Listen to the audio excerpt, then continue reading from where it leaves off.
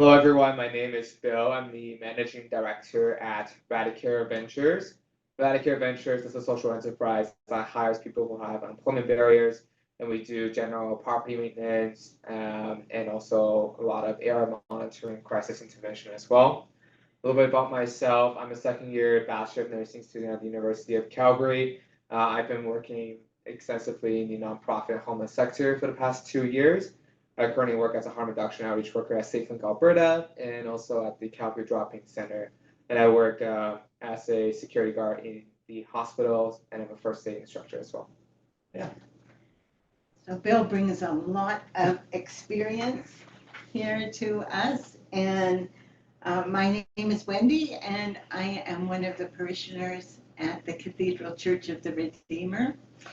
I have a background in teaching and teaching overseas as well, but we are very interested in our cathedral on how to reach out with the compassion of Christ to all of our neighbors. And that's why Bill has been giving us some wonderful teaching this fall. We're glad that you could join us online. Cassie, do you want to introduce yourself? Sure. My name is Cassie. I currently work for Radicare part-time.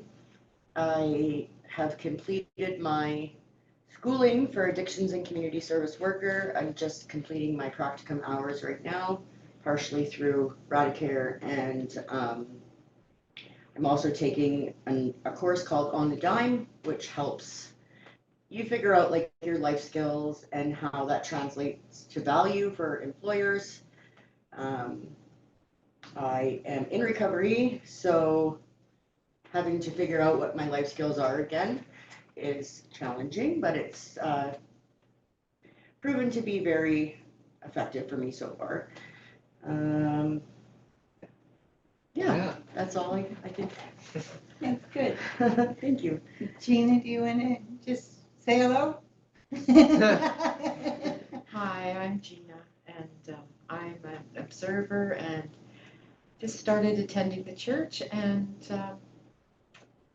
I'm interested in helping the homeless, and this is a wonderful outreach that I'd like to be a part of. Hi, I'm Diane, and similarly, I'm here as a learner to learn from Wendy and Bill, and just so happy to see how our church can grow to be a better neighbor and a very practical neighbor, and see how things will go there. And that pretty well sums up things for me too. And my name is Sandy. Okay. Sounds good. As we go through the teaching today, which will be about an hour, this is part one of a 4-part series that will run every Sunday in November. And then the first week of December, we will also do a training in the naloxone kits that are available at the pharmacy. So as we go through today, we invite you to think of this through the framework of 3 words: awareness and advocacy and action. And you might want to have a piece of paper with you and just write down those 3 words. Maybe think of anything new that you are learning that is increasing your awareness, anything that you could advocate for. Advocacy means being a voice for those who need extra community support. And is there any action that God is prompting you to take in response to this training that you'll have today? Great. So we're going to talk first about our cathedral neighborhood and just talk about observations. So we have found that when we do this training with people, that often they are feeling a little bit, maybe not fear, but disconcerted about some of the things that are going on in our downtown core. So we want to just talk about that first of all, about what people's observations are in walking to the cathedral, whether it's from the C train station or from the parkades or the parking lots. what do you see? What do you hear? What are you feeling? Anything you're experiencing? What's it look like around the cathedral right now? Okay, so open it up. Well, C is probably the big one. Okay, what do you see? You see lots of people, Okay, lots of garbage, yes, usually around where they were sitting. Yeah. People sleeping. Yeah. I think depends on the day and the time too. You may see, groups of people kind of huddling around, and sometimes there's going to be, large bags that follows the folks who are coming around, and there's sometimes going to be shopping carts and Yeah. other supplies. Gina, any thoughts? Well, I come from a rural area, and just the rumors about coming down is scary. Yes, And taking the C train and everything was all new to us, but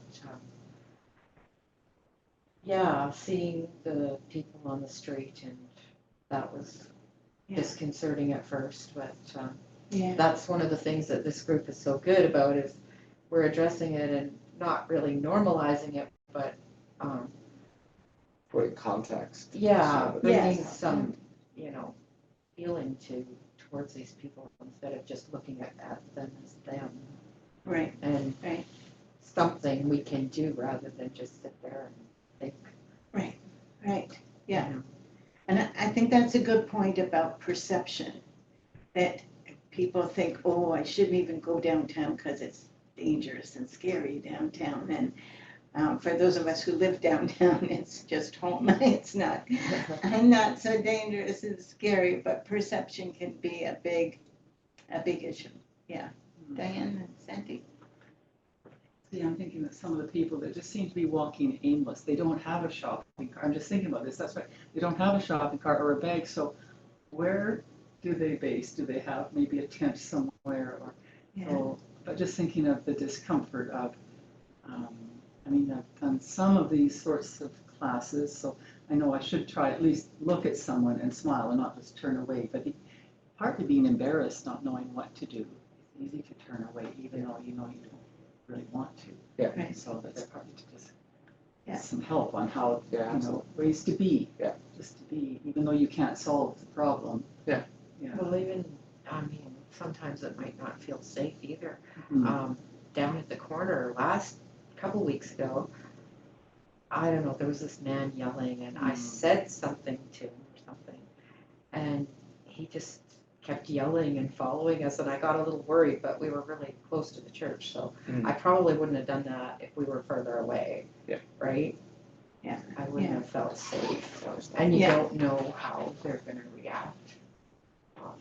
Yeah. Yeah. I think for me that living downtown and coming to church downtown and doing other things, that the unpredictability is something that is on my mind, that if somebody, especially on the C-train platform, if somebody is yelling and flailing around and moving erratically and I don't know where they're going to be next, and that can be a little bit disconcerting about, am I safe or am I not safe in this situation? And so I think that's it for us. It's what we see, it's what we hear, but it's also what we feel. And when you're feeling a little bit nervous, then you may be a little bit less likely to engage with people and to approach people. So we're wanting to help to reduce those concerns and to give practical ideas of what to do in those circumstances. Sandy? Well, I'd say, forget about around the church, in the church. Yes. Sometimes we have people who are, behave erratically or unpredictably, and, what is the loving and practical response to something like that? Right. right, And yeah. so, And like I think of the time when our I forget his name, our police Yes. constable came and said that generally it's not as dangerous as you think, but it can be. So that's it, it's knowing how to assess. That's right. Yeah. Yeah, that's right. And yes, so there's two venues. One is outside of the building in the neighborhood, and the second is inside the building. And understanding both how to respond with the love of Christ and also how to have the practical boundaries so that people don't get harmed and property doesn't get harmed. And yeah, so it's both the things that we need to be considering.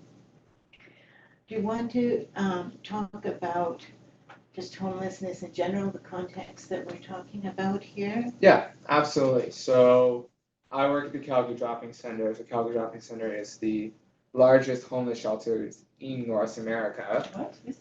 Yeah, so it houses, it can, I think, up to 900, if not 1,000 people. That's the max capacity. It's got 6 floors, 5 of them are for residents. And I just worked there last night, actually. And yeah, because winter is coming, our entire floor is filled. There's no single bed that's available, which is actually kind of rare. Because last year when I worked there in winter, there were still beds. During my shift, I work afternoon, so 5 to 10 p.m. By 8 p.m. we're filled. So that's a bit, yeah. So there are a lot more people coming to shelters. And yesterday wasn't that bad. Like, the weather wasn't too bad. So Yeah. yeah. So the data I'm drawing today is from the point in time count from 2022. So point in time count is essentially an organization's attempt to kind of capture a snapshot of homelessness in one single period. So it's taken on one night, and essentially what we do is the Calgary Homeless Foundation contract or get these volunteers from social service agencies, and we basically each assign a quadrant in a city by foot or by vehicle. We travel around and we kind of count people that are experiencing visible homelessness. So a key thing to be aware is this is very, very driven by biases of the workers themselves. I participated in this last hit count in 2022. We are really just like looking to see if someone is experiencing homelessness just by visual perception. It just depends on whether or not we're comfortable even just to go up to them and ask some questions, right? Because that could be intrusive. It might not be the right moment as well. So we're not really verifying whether or not someone's experiencing homelessness.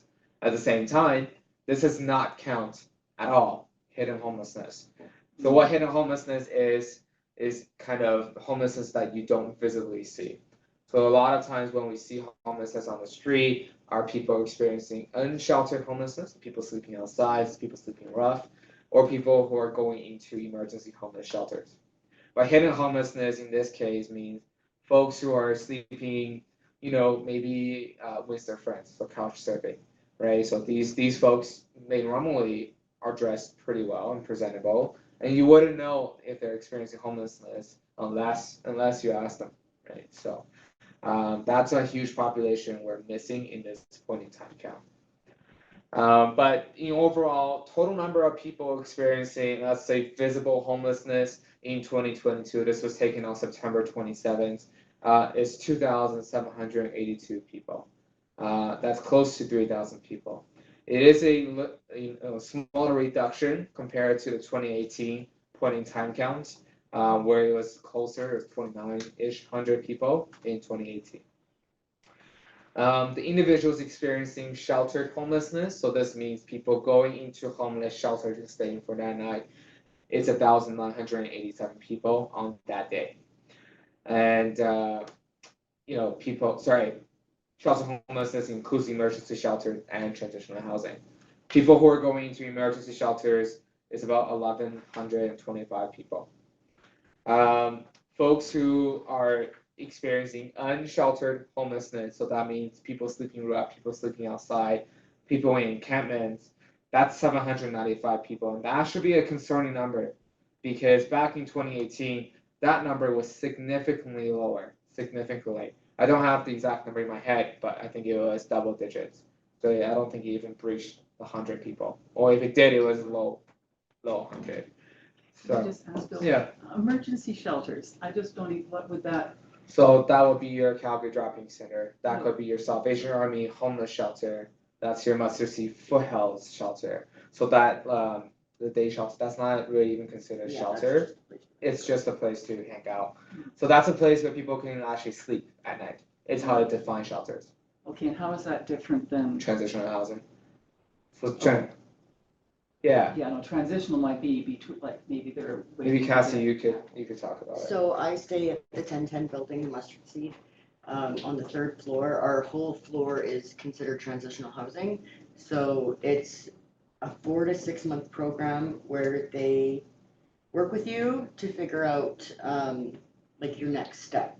So a place for you to stay while they can connect you with resources like the Source, who can, get you into different programs throughout the city. Help you figure out a budget if that's something you've never had to do, so that you can save money to move out. Basically, they just meet you where you're at to help you be able to move on. So it's like, Yeah, there's a lot more individualized support, whereas in a homeless shelter, a lot of times you just get a mat. That's your place to stay for sleeping. But correct me if I'm wrong, transitional housing, you get your own kind of little apartment, like a 1 bedroom. yeah, so, yeah, we have it's a bachelor suite. Yeah. Um, So it's like a dorm kind of setting, yeah, like a university. on our floor, we have, all of the meals given to us from the shelter. Mhm. But we do have a microwave and a fridge in our room. We Yeah. also have a stove, but it doesn't work. Like, they don't turn it on. Yeah. Yeah, we don't have TVs in our room or anything like that, so it's trying to get you Yeah. not to go to your room and hibernate. Yes. There's programming all the time. There's like cooking classes on Mondays. There's, I can't even think of the other one. Sometimes there's Okay. art ones, sometimes there's activities, sometimes it's psychologists. Yeah. And then if there's something that you're interested in, if you talk to the staff that are there, they usually get somebody to come in and speak to it. They help you set goals and achieve them. So it's really to get you ready for the next stage. The biggest difference I would say is privacy, right? Because you at least have some sort of privacy, and it's also like during that period you're staying in that room, or you're not moving around. Yes. Yeah. Well, there are two suites, I think, where you have to share. Right. That's because the Yeah. floor has. Yeah. um, But whereas in a shelter, it's Yeah. like I give you a mat, you're staying in that mat, you're not moving, in the middle of the night, Oh, or like you get a bunk bed, and you're sharing with 150 other people, right? So there's no privacy there at all. And like for example, last night when there's 150 people on my section, which is 3rd floor men's, every single bed was taken. So if 2 people have an argument, like, and they're like wanting to get each other out, I'm like, hey guys, this is a situation. You can't, if you want to sleep down like another floor, you can go to the 2nd floor, which is just mats on the ground. But that place only had bunk beds, so it's much better for sleeping. So I can't even make changes even if I wanted to, because there's no free other beds that's available, right? So it's a lot less flexible. It's a lot more rigid in a homeless shelter, and it's sometimes, in cases such as the Mustard Seed Foothills shelter, a lot of times you can't even get a bed now because it's so full. Like they're at full capacity. So yeah. Sorry, Bill, just trying to understand the Yeah. stats here. Yeah. You've got 2,782 people experiencing homelessness. In total. Yeah, 1,987 in sheltered homelessness, and 1,125 in emergency shelters. If I add those two up, it's over 3,000. So can you explain? So individuals experiencing shelter homelessness includes people staying in emergency shelters. Oh, okay. And transitional housing and other facilities that did not list here. Oh, Okay. Yeah. So it is supposed to be 1987 plus 795 equals to 2782. I hope it does. Is Yeah, there it a is. difference between sheltered homelessness and emergency shelters? Yeah, so shelter homelessness, I guess they're including transitional housing in there and Oh, other facilities. Emergency shelter are people staying specifically in those emergency homeless shelters. Do the emergency shelters include like the domestic violence shelters? That's a good question.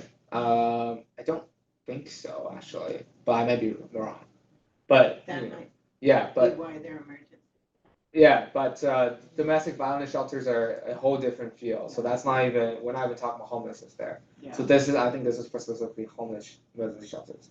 Yeah, just because when you say emergency, I know that they're often considered the emergency Yeah. shelters. Just because if you're escaping from a situation Yes. like that, it's an emergency and it's like right Right, now, we right. need to have those beds. And for you can't stay in your home. That's Yeah. right. So Yeah. they're, by definition, you're homeless for that moment. Yes, Yeah. that's very true. So I don't actually know if that's including DV shelters. Yeah.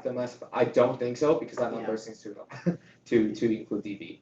But emergency homeless shelters are for like the general population experiencing homelessness.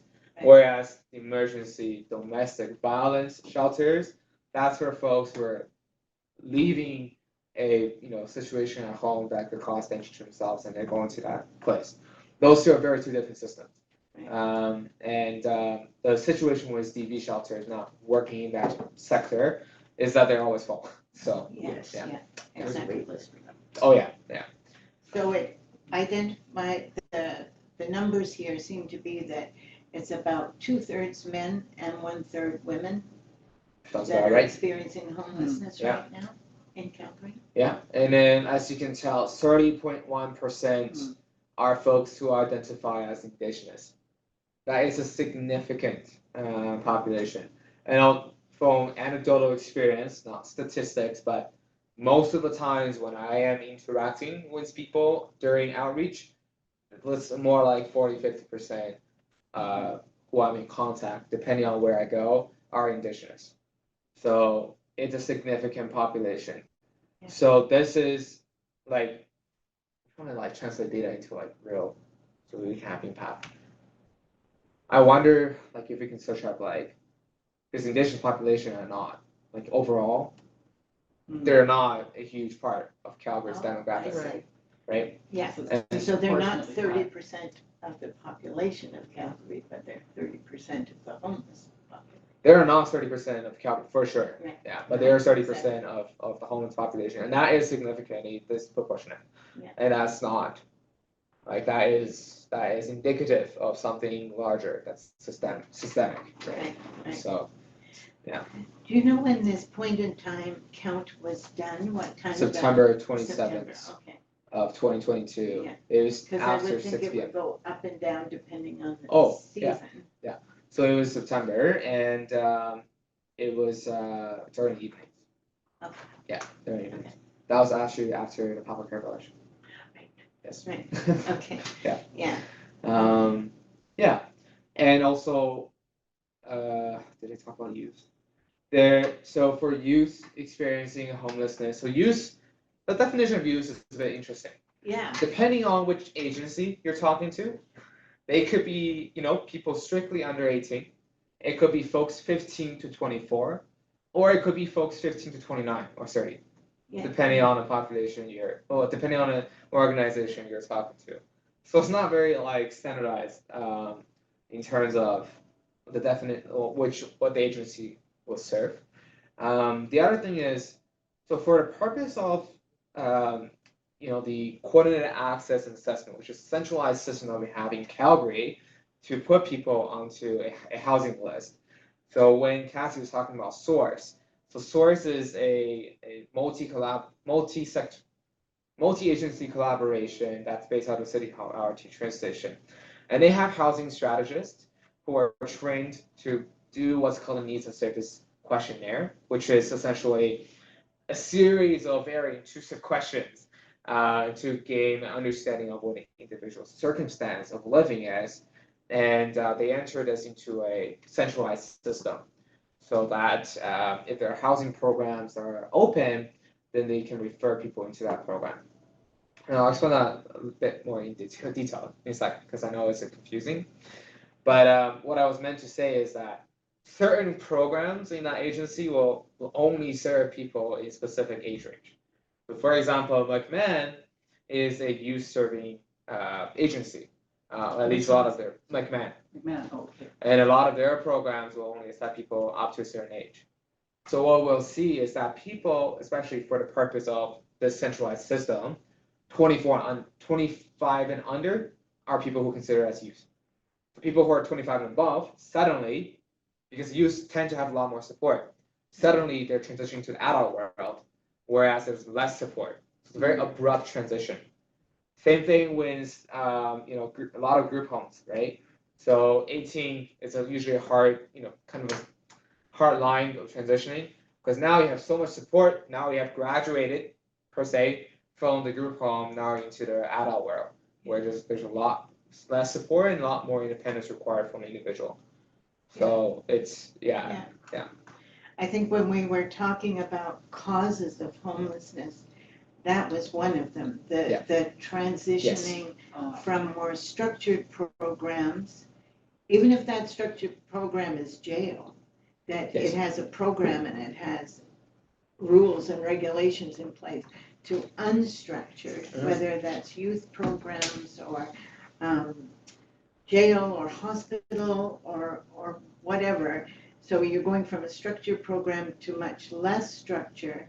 And if people aren't equipped for that transition, then they can fall through the cracks and end up without the ability to have a job and to retain their finances and pay rent and look for an apartment and fill in the forms. And there's a whole big thing that goes with that. Yeah, I sometimes I don't even think it as a crack. I'm like thinking about falling into an abyss. It's like a little cliff here. This is structured programs, and then you're being pushed off, and now everywhere else is like hot lava. Yeah, that's essentially what I would characterize it as. Essentially. Yes. Yeah.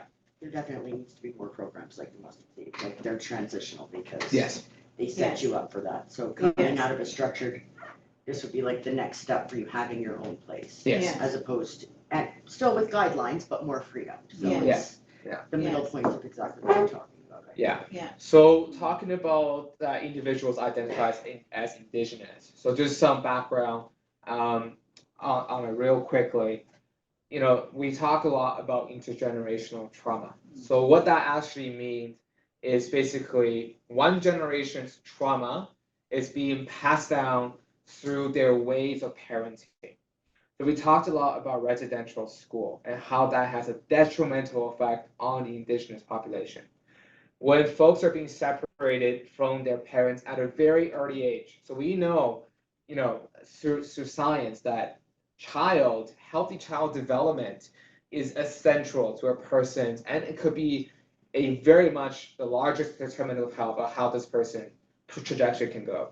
We can predict based on the amount of what we call adverse childhood experiences, to see like what lifespan they might have, what kind of living situation they might have, just based on their childhood experiences. So what the residential school did was they, quote unquote, wanted to kill the Indian at its child, rob their culture, sexual violence and medical experiments performed on children of very young ages in residential schools, control setting. They won't be able to see their parents during that time. And when they graduate from residential school, they go back to their community, go back to their family, and now they're segregated, they're separated because the two cultures don't fit. They drift apart, they lose that natural support from their parents and families and who they used to know and aware of. And now they have this immense, kind of trauma that they're internalizing themselves, and they're gonna have kids themselves, but now they don't know how to parent their kids because they haven't been parented before. Their parenting was the residential school teachers abusing them, so many levels of trauma. And that is what we talk about when we talk about intergenerational trauma, is that kind of parenting has been passed down to the next generation. So that next generation of kids is going to grow up, and they're going to grow up in a system where they've been abused, they have adopted what we call maladaptive coping mechanisms. So using unhealthy coping skills to address internal emotions and psychological feelings, stuff like that. And they're going to pass it down to their next generation of kids. So that's why we talk about intergenerational trauma. It's so long, it has such a long impact. We talk about back all the way in colonialism. That's hundreds of years ago. But how is it that we're seeing effects today? It's through that trauma being passed down to one generation to the next. So it is really real, and that's what we have right now. As well, with residential schools, we also have the 60 scoop. So that's when Indigenous children are being forcibly separated through the efforts of governmental agencies such as the Child and Family Protective Services away from their parents, placed into a non-Indigenous family, grow up in that family, or even worse, put them into group home settings. And that is usually a lot of times what happens is when you graduate from group homes, you enter into homelessness because you no longer have that structure. Right now, what we have is a 60 scoop, but silent. So we call that a silent scoop. That's actually happening right now, currently. So the CFS system is still looking at separating people, newborns, away from their parents due to substance use, due to mental health, right? So that's a lot of what we're seeing right now. That's acting as a huge, huge barrier for folks. And through scientific studies, we know that putting people away from their parents and putting them into a group home setting is detrimental to that child's development. Especially the more transition they have, the more folks they come in contact with group homes after group homes, foster parents, etc. That disrupts the childhood's normal development, right? It disrupts their sense of self, confidence, and it leads to maladaptive behaviors when substance misuse and mental health concerns arising. So that's where we come from, individuals identifying as Indigenous. We see such a high population because that population itself has been targeted before as a governmental intervention to go through these very traumatic cycles of safety scoop, silent scoop, and a residential school. Right. Yeah. Right. So there's systemic problems that Yes. need to be addressed, is what we're saying, and they didn't just happen yesterday. They're No. cumulative things, and No. they're complex, and they have different aspects of it. And I think the other thing to realize is that every individual is complex. Yes. Every individual has Yes. past, present, and future, and different aspects to them. So when we're looking at the issue of homelessness, what are other parts of it that would be a factor in causing a person not to have a home and not to be able to, have a permanent residence? What are some other factors? Feel free to jump in, but I'll lead. So we've talked about that whole situation systemically, group homes, etc. People who are already kind of experiencing precarious housing situations when they're used. Right. But really, like, especially for a lot of our mustard seeds clients, those are like families who literally one paycheck away from homelessness, and it is that point where they are no longer able to afford their homes, right? Even from a Code, for example, is a shelter that specifically serves families. So that exists in Calgary, and there are families. So that means parents and kids together in this family that are currently experiencing homelessness as a unit. So that is, when you think about that, that's scary. Yes. That's your entire support, all of experiencing homelessness. You don't have anyone to fall back to, right? We talk about folks who are, a lot of misconception of people experiencing homelessness is that they're lazy, incompetent, they're not working, they chose this path. Oh, chose, yes. Yes, they chose to be staying in homelessness. Yeah. And one thing that my dad likes to say is they panhandle so they can get rich, which is actually a very, very deep-rooted rumor saying that like there's a whole gang of people panhandling, and that's how they do a get rich scheme, which is So 100% there are not true. misconceptions and there is reality. Yes, yeah. The reality of people experiencing homelessness, especially for a lot of folks who are not, who don't have significant mental health concerns or substance use disorders, is that they are working multiple jobs, right, while staying at a shelter. They risk losing spots at shelter because it's so full. So it's difficult when you're trying to balance a job while you're staying at a homeless shelter. That's the reality. One of our general staff is consistently late to work because he couldn't get on the bus early enough because the bus in the shelter is always full. And a lot of times, folks need to leave work early so they can go back to shelter so they can reserve a spot. Now, for folks who are on part-time work, must see, correct me if I'm wrong, but they don't really reserve spots for them if they're on part-time. They only reserve spots, like beds, for full-time staff. Okay, well, that's what I've heard from the I've shelter had to folks. stay in the shelter, but that, I know that the Mustard Seed shelter has 2 buses that go. Yeah. One at 4 and one at 6, and then you can go there up until midnight, but you're on your own to get there, which is like in an Buses. industrial Yes, area. it's not in horrible. an easily Oh. accessible Yeah. area No. at all. I thought it was down No. No, no. I was going to go to a meeting there and I travel everywhere by transit and it was like, oh, this is a mission. This is. Yeah. Yes. It's in the industrial area. Yes, Yeah. the Mustard Seed shelter that's downtown is just a day shelter. Oh, So when, Yeah. because they have to leave the shelter at a certain time in the morning, right, and it just gives them a place to get coffee, food, yeah. charge. It's their like a phones. dropping space, not really a shelter. You don't Yeah. sleep there. Like you're not. There's no beds. Yeah. Ooh, Yeah, and also a lot of shelters are closed during the day.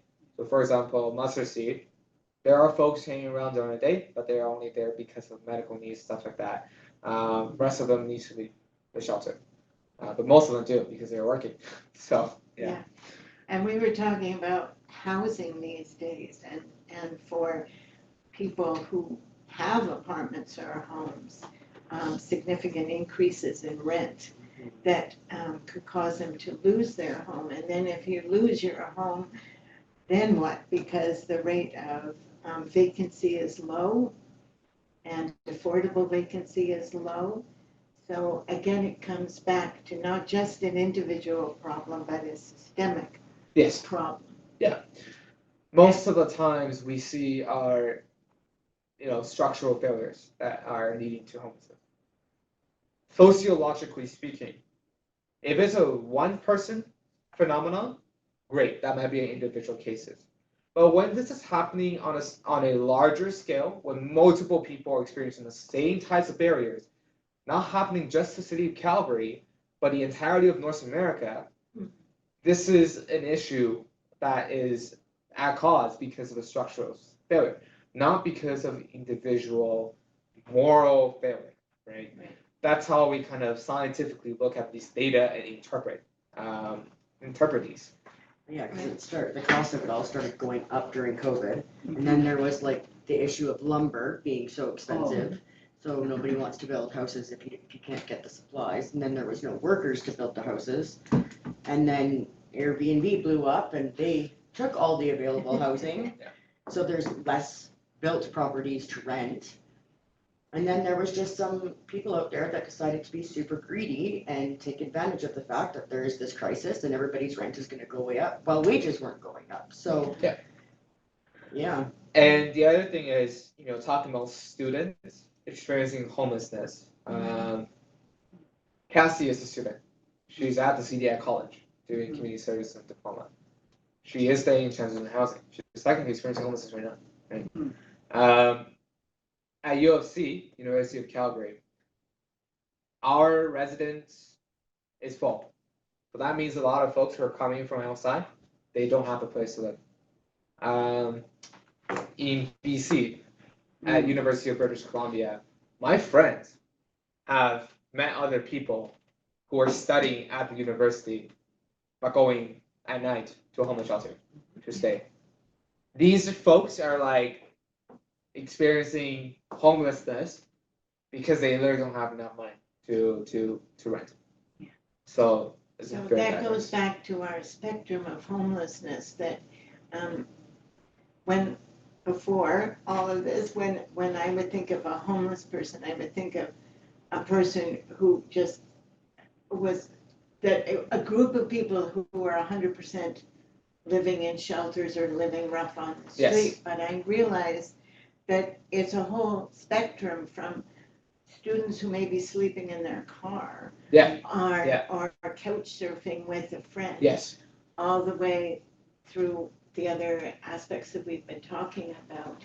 And that fine line between having a permanent home, permanent residence, and being in a precarious situation is very small these days. It may be the difference between, like we said, having enough for rent that month, because a lot of people don't have an emergency fund, and if they are laid off for 2 weeks or something like that, then they can't make their rent, and there are hundreds of people waiting Yes. to jump on that apartment if you can't pay your rent. Yeah. Just this past summer, I was looking for a place with 2 other girls, so we had, we walked up to a few rentals, and there was like 30 to 50 people viewing an apartment at the same time. Oh, wow.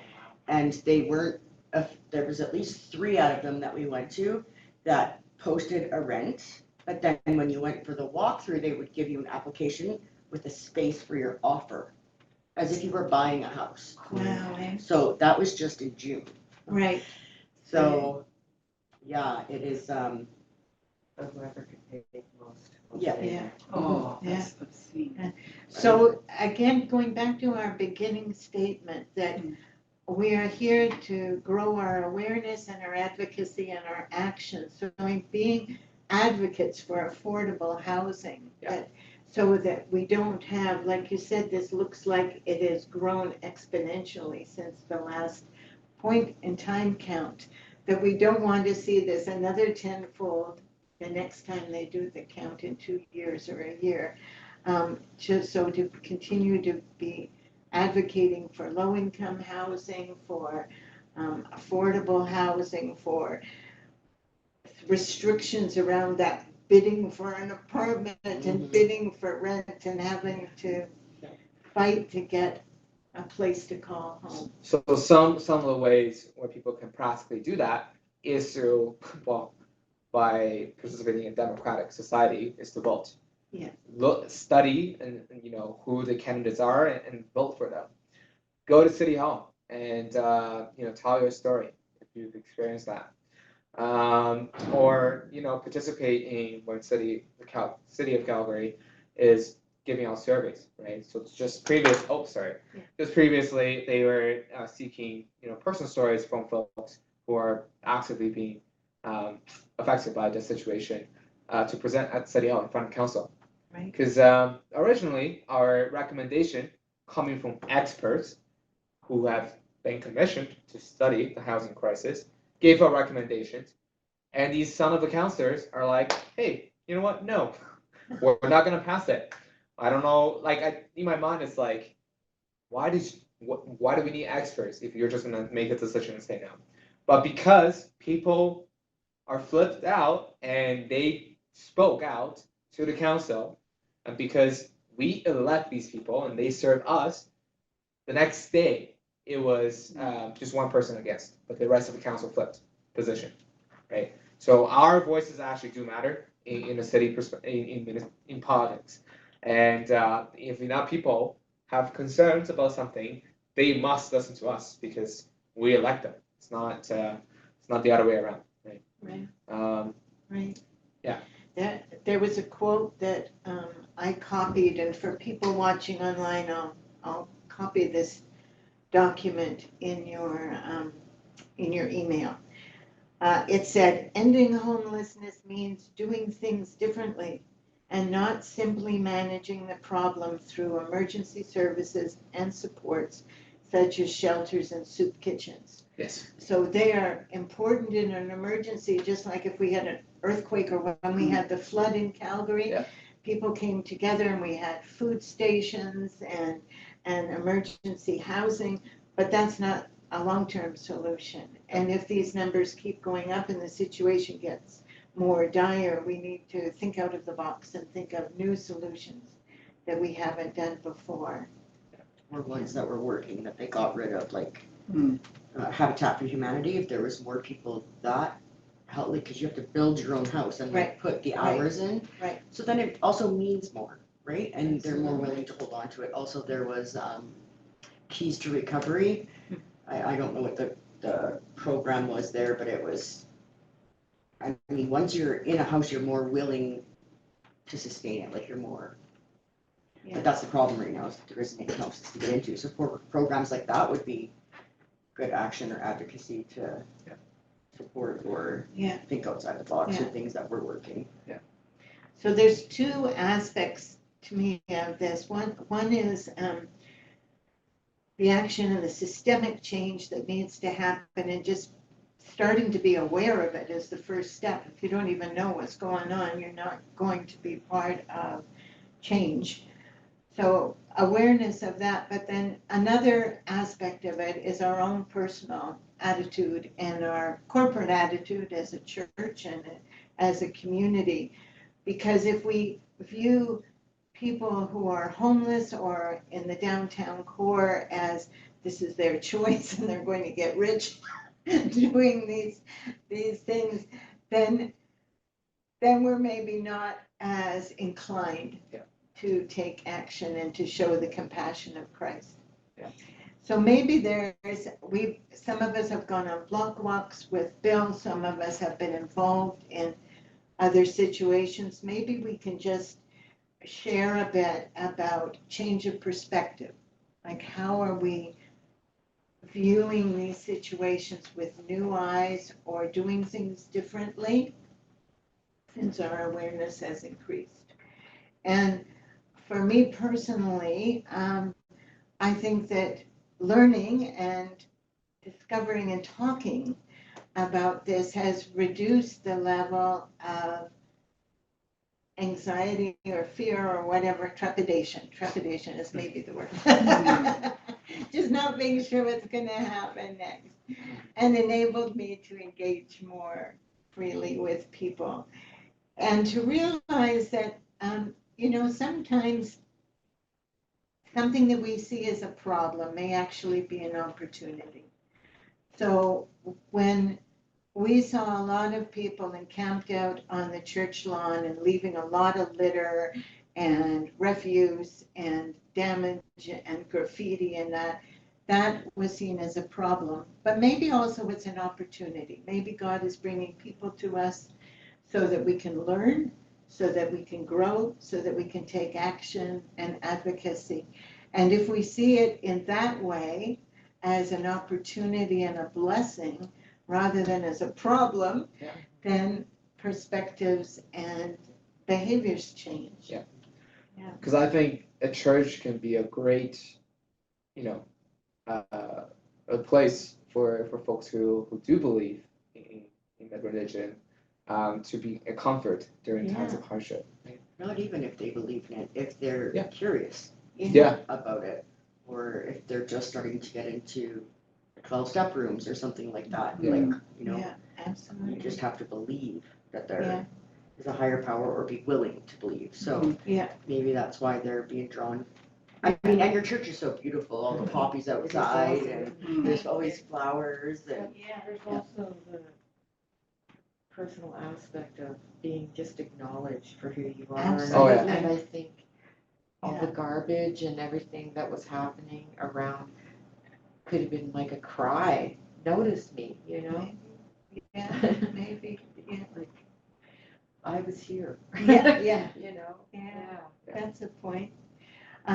We'll be talking about addictions in another class, but I read recently that the opposite of addiction is not just sobriety, it's community and connection.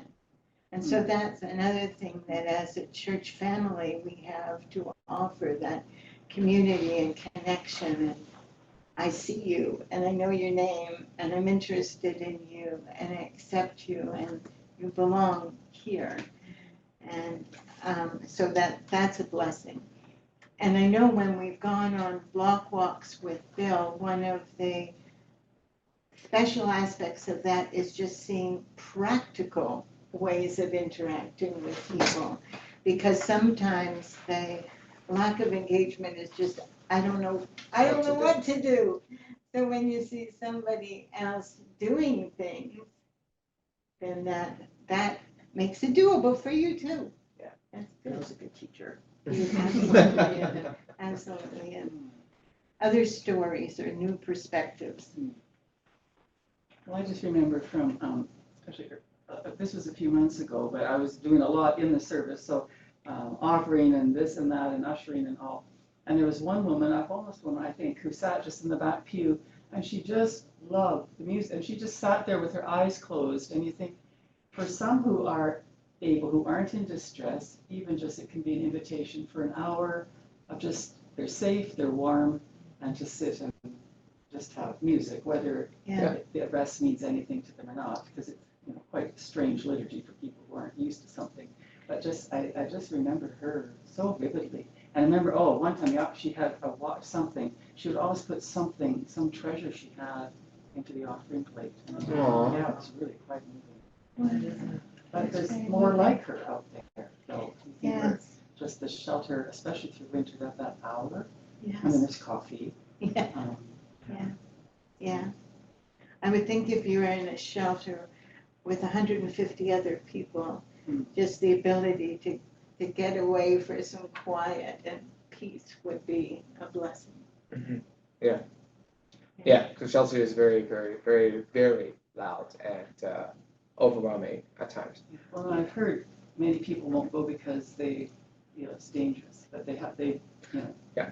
there's theft, there's violence. Oh, yeah. So you've Oh, yeah. heard that Yeah. quite often, so I don't know how overstated that is or how. Oh no, it's not overstated at all. It's a reality. And talking about like having to get on the buses and make sure you're getting to where you are to get to work or school or Yeah. whatever. Sometimes it's a choice between making it on time and having a shower. Yes. Because I don't know what their shower system is there, but that's what I hear quite often. Or eating. Yeah. Or doing anything. So you said that the mustard seed had guidelines that, just to get in the door there. Why couldn't there be a shelter with the same thing? There are. Some of them are, like, I know that the mustard seed shelter is a sober shelter. So like if you're using or you have paraphernalia, you're out, like you can. Right. But then I think that there's other ones where, So Dropping Center and Alpha House are the two shelters that allow people who are not sober. But that's it. Because we have two options. And both of them are not great. So Right. it's not clean inside. Like yesterday, like, oh my god, everyone was having like some sort of flu and Oh, Like, no. and it's your health does not improve in a shelter, right? No, you were but working would yesterday. think I was that wearing a if face there mask was on. guidelines in the next one, that it would be a motivation if you were in that one to meet those guidelines, right? Yeah. Yeah. Because I guess it'd be safer. People are so Yeah. lucky that it's safer. If you were motivated. but it's also scary. Because for a lot of them, they've never had it. Yeah. In the shelters, you have to constantly be aware of all of your stuff. Oh. So a lot of them use their bags Yeah. as their pillows. Some of them even have a hard time sleeping. Yes, it's a warm place, but it's, is my stuff gonna get taken? Yes. Then when I see them move into like on my floor, where they have their own place, they're still taking their stuff with them all the time, even though their door locks, because they're scared. Or there's too much free time, even though our program is structured still, you're not forced to do anything. So, they don't know what to do with it. Yeah. Yeah. They don't know how to take care of it, and that becomes overwhelming, so they just go back to what they know. That's actually a huge barrier for folks who are newly getting housed.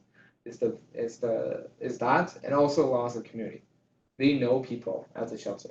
Now they're leaving their friends who are still experiencing homelessness and going to his own place.